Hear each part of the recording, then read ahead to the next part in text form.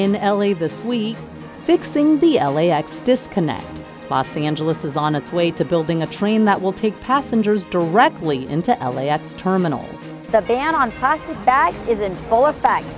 I'm Rasha Goel. Up next, why you may want to stock up on reusable bags. The original farmers market takes flight at LAX. I'm Yana Kay. I'll also give you a look back at its rich history next.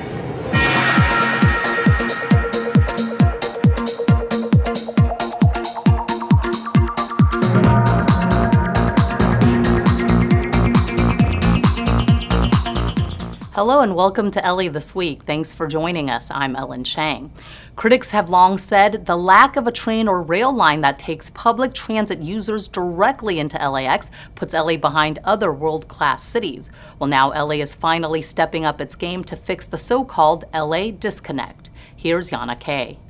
These days, travelers taking the Green Line to get to the airport never really get to LAX. Instead, they have to hop on a bus or shuttle to enter the airport. But now the city of Los Angeles can finally compete with other world-class airports when it builds a connecting train into LAX. The days of connecting through 3 different train lines and a bus and wheeling your luggage in between and figuring out a way will be over. As this map shows, the new station will be located near the airport at 96th Street and Aviation Boulevard. The soon-to-be-built Crenshaw line will end at the proposed station, where passengers will be able to get on a monorail-like people mover, taking them directly into LAX terminals. You'll be able to seamlessly go in from public transit or drive up to the train outside the airport or from the car rental facility and take that same train in. It's going to be convenient, it's going to be world-class, it's going to be something deserving of LA, and LA is deserving of it. Officials say this station will also offer first-class amenities. This connection will be an indoor station, which will co-locate other transportation services, which will have passenger amenities like Wi-Fi and bike services, which will have an opportunity to ticket and actually feel like you have arrived at the airport. Officials say they expect 50 million passengers to pass through LAX by the year 2020, and the new station will help the city accommodate those travelers. People want to come to LA, but we've got to make sure an airport works when they get to LA. A working airport that officials hope will make going metro for passengers simple, fast, and convenient. I'm Yana Kay for LA This Week. LAX officials expect the monorail to start operating by 2022. And that takes us to This Week in Tweets, where news of the LAX Connector Train received a lot of positive feedback. Councilman Paul Krikorian tweeted, "Let there be light rail to LAX. Thanks Eric Garcetti, Don Kanabe, Mark Ridley Thomas, Metro Los Angeles, proud to approve aviation 96th.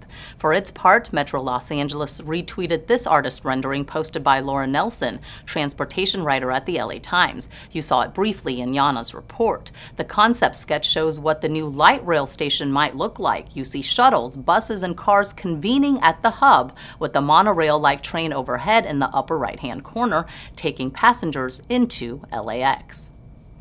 Well, no more free plastic bags at your local mom-and-pop grocery stores. As Rasha Goel reports, a plastic bag ban is now in effect even for small neighborhood stores.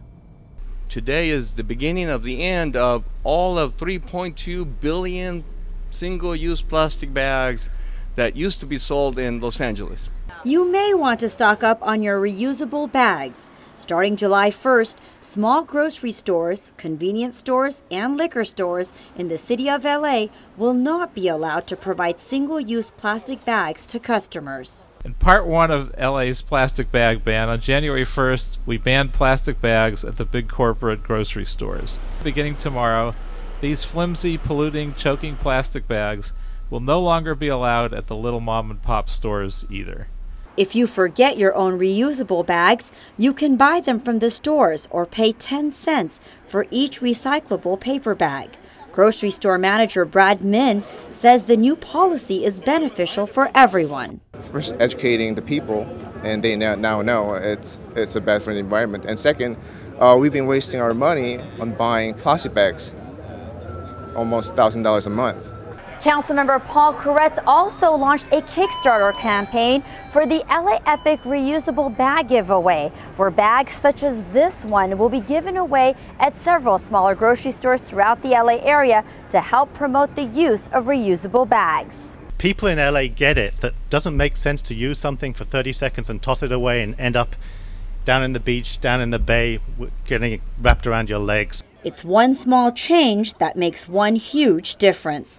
In downtown Los Angeles, I'm Rasha Goel for LA This Week. For more information, go to lacitybag.com. Call it a counter-terrorism strike. Police, firefighters, and a local hospital are teaming up for a drill to stop a would-be attacker. Anna Marcos has more on the active shooter training exercise. Shots fired. Shots fired.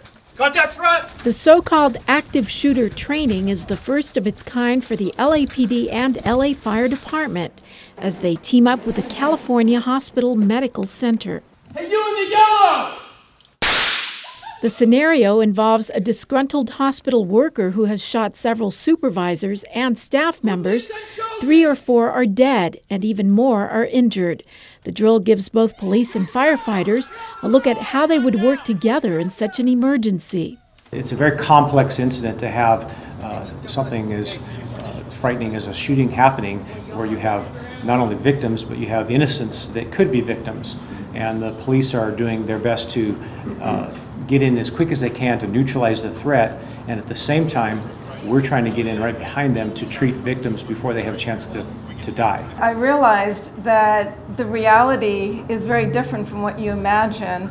It helps educate you on what is the appropriate response. With the number of shootings and massacres on the rise across the country, authorities say drills like this are becoming more and more critical. So critical that representatives from 10 different local hospitals showed up to monitor the event. The concept of the Rescue Task Force is new. It's something that's being shared across the nation, and this just further reinforces that we're on the right track, and this is something that we need to keep going with. I'm satisfied with what took place, but we never, ever rest on that. So we're going to keep working at this. Organizers hope these types of scenarios make first responders and staff more emergency ready, no matter what that emergency may be. I'm Anna Marcos for LA This Week. The drill involved 5 different scenarios. In some, the shooter is killed. In others, he is arrested. On the 50th anniversary of the Civil Rights Act of 1964, Los Angeles is paying tribute to civil rights pioneers with an art installation that challenges Angelenos to walk a mile in someone else's shoes. Yana Kay reports. Civil rights activist Johnny E. Raines III is proud to see a photograph of his dress shoes on display. But these aren't just an old pair of shoes. They're the shoes he wore decades ago on numerous civil rights marches and today symbolize a life of commitment that started almost accidentally, and then the flame just grew and kept burning and still burning. Raines' shoes are among 35 other pairs that are part of a new art installation called A Walk in My Shoes, located at the corner of Jefferson Boulevard and Rodeo Road. If you're ever feeling bad, you should just come and spend time here, because this is a whole concentrated area of inspirational people who have changed the world and changed the city. A ribbon cutting was held to officially open the new space. The art installation showcases the shoes of many past and current community leaders, including City Council President Herb Wesson. It's diverse and it's historic, and other than me, the people that are on here have really been movers and shakers where it relates to not just this city, this county, this state, but the world. At the end of the walkway, you'll come across a sculpture of a pair of old boots. They represent all the hard journeys of civic leaders who have walked before us and fought for the rights of all Americans. In addition to the artwork, landscaping and a new irrigation system were installed thanks to a partnership between Cultural Affairs and Los Angeles Bureau of Sanitation. This means an incredible transformation of what used to sit here, which was an old, rusty air filter system, has become an important commemoration of the civil rights movement. And now officials hope the whole community can walk at least a few feet and be inspired by those who came before us and those who continue to make a difference today. I'm Yana Kay for LA This Week. Climate change is a major concern for LA City leaders. That's why they're calling for immediate action to be taken in the coming years. Rasha Goel has more on what's being done to reduce carbon pollution and prevent dangerous climate change scenarios. Councilmember Paul Koretz is at the forefront in the fight against climate change, introducing landmark legislation to help reduce carbon pollution in the city of LA. Today I'm introducing a motion calling for the City of Los Angeles to reduce its greenhouse gas emissions by 80% below the 1990 levels by 2050. The council member is also calling for the Los Angeles Department of Water and Power to do the same by 2030. This push comes after a recently released assessment from the Obama administration, which states global warming and fossil fuel consumption will lead to severe consequences in the United States. We're losing the Sierra snow caps. They're at their lowest level in history these days, and so we're really in deep, deep trouble in California, as we are throughout the world because of this climate crisis. City leaders say climate change, which can harm crops and which can result in rising energy costs, impacts everyone. We can take steps forward today that will not only curb the worst impacts of climate change, but they're going to create economic opportunities by bringing local clean energy jobs into Los Angeles. Climate researchers warn Earth's temperature can't rise much higher. If we act now, we believe we can keep it at a level where it never gets beyond 2.7 additional degrees. And we don't know how disastrous that'll be for us, but if we don't do anything, this is where we expect to be, over 5 degrees Fahrenheit hotter than we are now. While 2050 may seem off in the distance, leaders say a critical push is needed now for an impactful change to happen over the next several years. I'm Rasha Goel for LA This Week. New York, Boston, Chicago, and San Francisco have also pledged to cut their emissions by 80% below 1990 levels by 2050. While the LAX Connector Rail is still just a concept for now, some very real changes and improvements have already arrived at LAX. A handful of merchants from the historic farmers market have opened for business at the airport. Yana Kay takes a look at the new offerings and takes us back in time for a glimpse into the original farmers market's humble beginnings.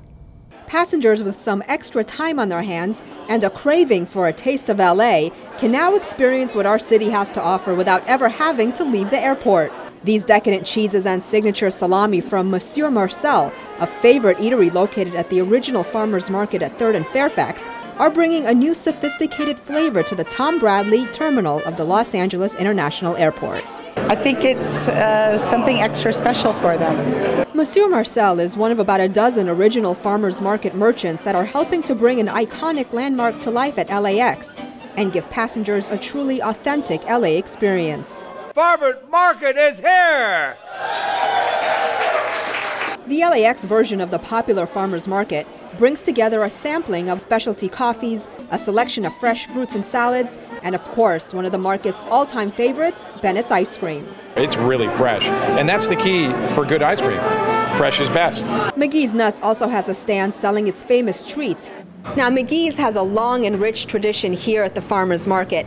They've been selling their delicious nut butters, a variety of nuts, and their jams right here at the same location since 1934. It's the only vendor dating back to the start of the original farmers market that still remains today.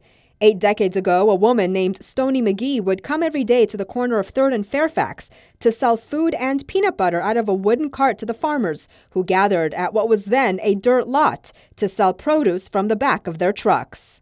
Well, it was Depression time. Their goal was to make sure that everybody they knew had food, I think, at that time. But none of it would be possible without rancher Arthur Fremont Gilmore, who took control of a 256-acre dairy farm in 1880. When he passed away in the 1930s, his son, Earl Bell, took over. He was approached by a gentleman that suggested that this excess land that he had, the corner of 3rd and Fairfax, he could allow farmers to come in and sell directly to the public. That was an unusual concept in the West Coast. a concept that proved successful in establishing the unique and quaint atmosphere that still exists today. There's a sense of freedom here, a sense of camaraderie. That's why on any given day, you'll find locals and visitors drinking coffee, eating, and of course, buying fresh and local ingredients. There's something really nice in feeling like you're supporting something that's been here a long time.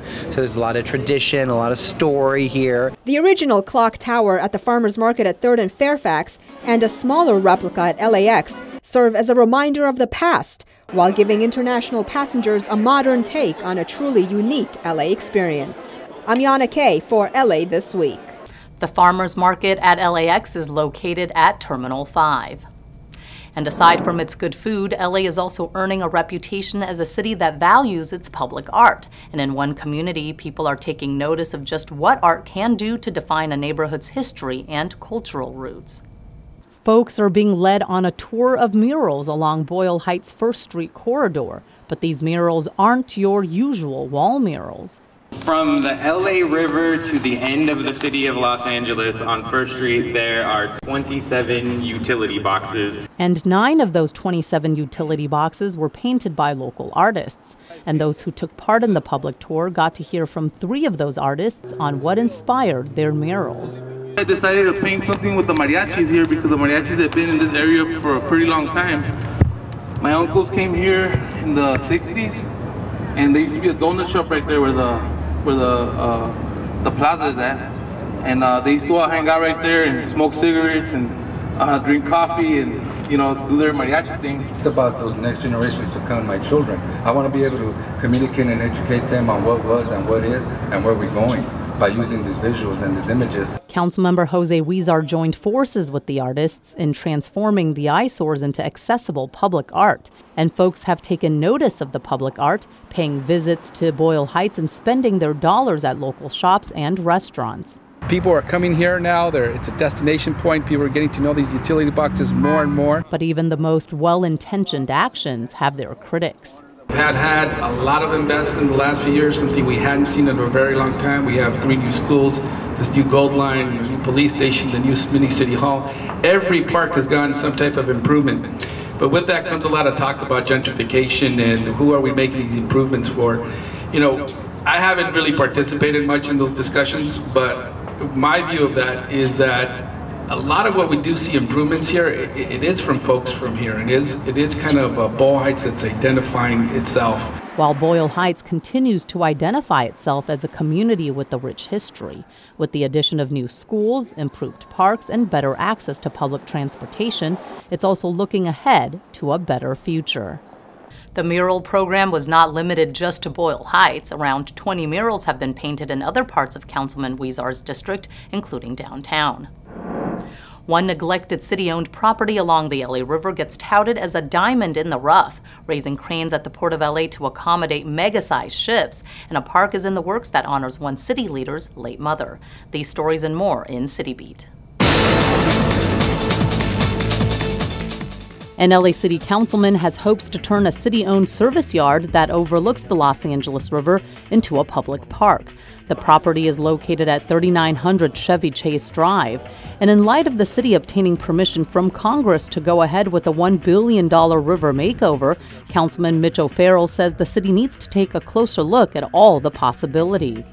Any property that is directly adjacent to the river is prime real estate.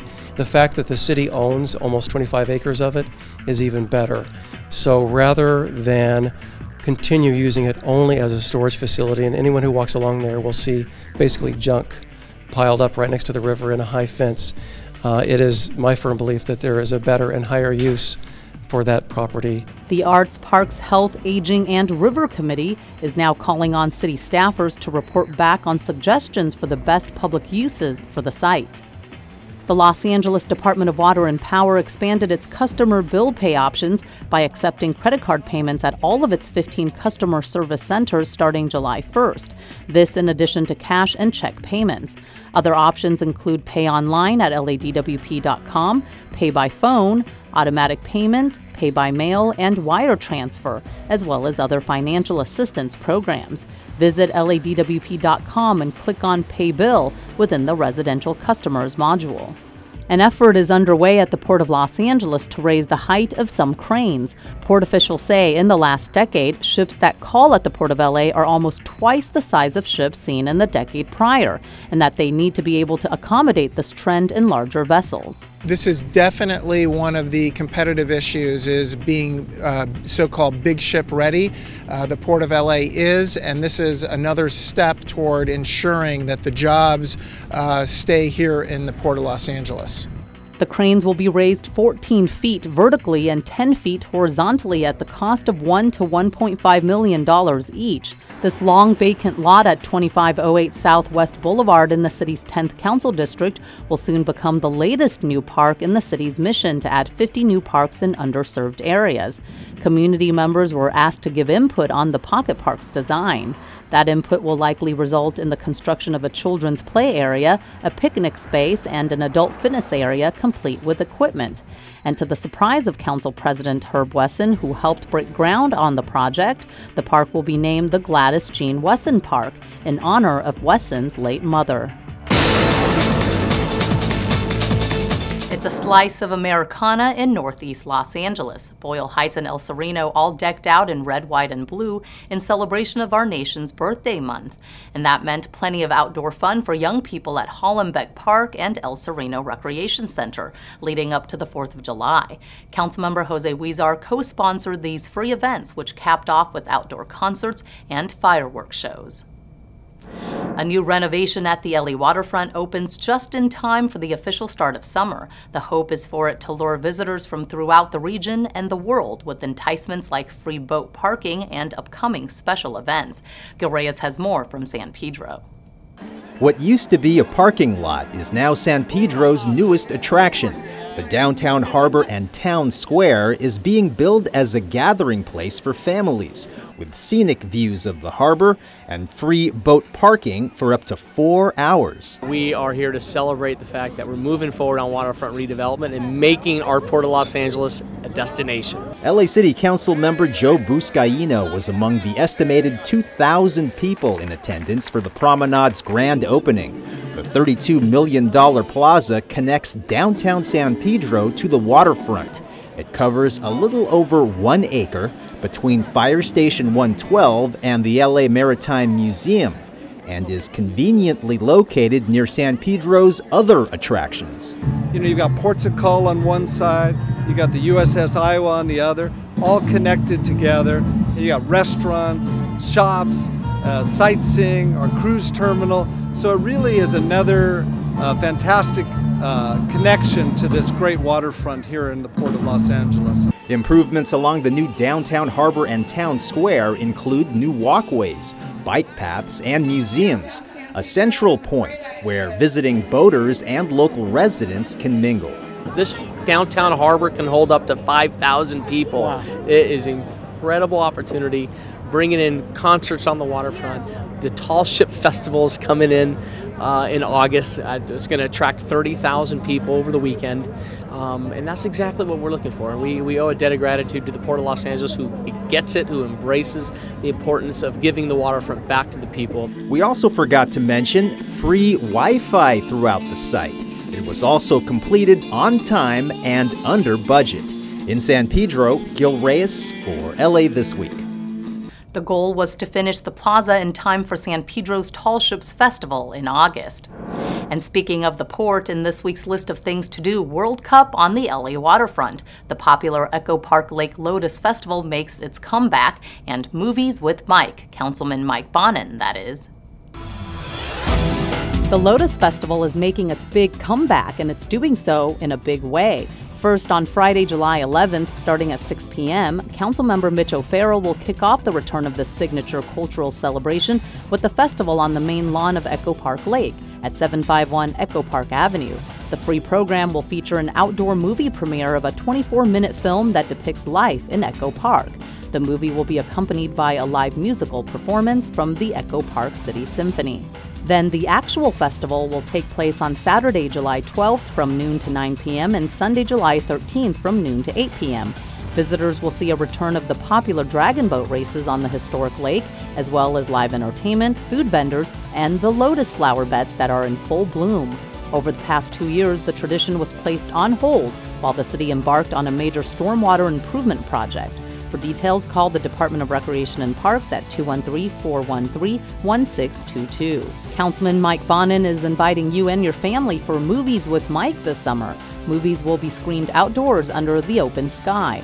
On Saturday, July 12th, bring the kids for the free showing of the Disney phenomenon, Frozen, at the Westchester Rec Center located at 7000 West Manchester Avenue. The event begins at 8 p.m. with the movie showing at dusk. RSVP at 11thdistrict.com/movie night Westchester. Last but not least, the World Cup is coming to the LA Waterfront. The Port of Los Angeles will host World Cup on the LA Waterfront on Sunday, July 13th at Wilmington Waterfront Park, with the live 2014 FIFA World Cup final projected on a large high-def screen starting at 10 a.m. The viewing will take place in the park's plaza area near C Street and Neptune Avenue. The final match is scheduled to begin at noon our time and expected to end around 4. Go to lawaterfront.org for details. And that's a look at some upcoming things to do. Imagine having a street closed off just for skateboarders. Rasha Goel takes us to this once-a-year skater's paradise. Broken arms and some scratches aren't enough to keep skaters away from the second annual San Pedro Shred Festival of Skate. This year, hundreds of skaters came out to enjoy the event on Gaffey Street near the Korean Bell in San Pedro. So we said, let's give skateboarders in return a canvas, a street, block off the street, give them safe, controlled access. This is our signature skateboarding event here in the city of Los Angeles, and quite frankly, the only one in the country. The city, working with the Port of Los Angeles, closed off about 8 blocks to traffic so skaters of all ages could safely enjoy a downhill course and a half-pipe course. Like, skateboarding isn't institutionalized, so there isn't a lot of places where kids can go to learn. Something like this is perfect because you can kind of spread the love. It's cool. It's cool and it's fun, and they can teach me stuff. Some skaters say it's a place to come together and learn how to work with others. My favorite part of an event like this is that everybody kind of gets shoved into the same area and we have to hang out with each other. It doesn't matter if you are a scooter kid or a longboarder, a trickboarder, a roller skater. We're all here to respect each other and watch each other. I think it's great. I think it's been a lot of fun and it's real safe and everyone's been really great. And for those who don't skateboard, there were exhibitions, live music, and food trucks to keep them engaged while skaters enjoy one day without any traffic or limits. I'm Rasha Goel for LA This Week. The LA City Council passed an ordinance a year and a half ago requiring skateboarders to follow the same rules on the road as cyclists and motorists, such as staying within a speed limit and riding on the right side of the street. And that's going to do it for this edition. Thanks for joining us. I'm Ellen Chang. A reminder that you could catch us online at lacityview.org. You can also follow and like us on Facebook. We'll see you back here next week for more of LA This Week.